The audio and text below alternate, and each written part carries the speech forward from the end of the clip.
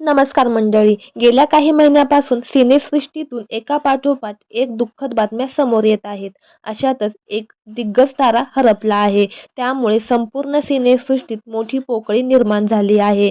जाणून घेऊ कोण आहे तो दिग्गज कलाकार आणि काय आहे संपूर्ण माहिती. त्या अगोदर आपल्या सफर ताऱ्यांची या चॅनेलला सबस्क्राईब आणि लाईक केले नसेल तर नक्की लाईक करा.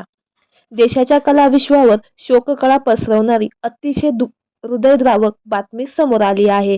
प्रसिद्ध तबलावादक तसेच संगीतकार, ज्येष्ठ कलाकार उस्ताद झाकीर हुसेन यांचं काल 15 डिसेंबर रोजी दुःखद निधन झालं आहे.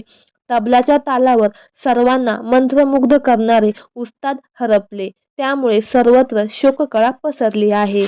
एक काळ असा होता की झाकीर हुसेन यांच्या कार्यक्रमात वेगळीच गर्दी पाहायला मिळायची. प्रेक्षक त्यांच्या मोठमोठ्या संगीतकारांसोबतची जुगलबंदी पाहण्याचा आनंद लुटायचे.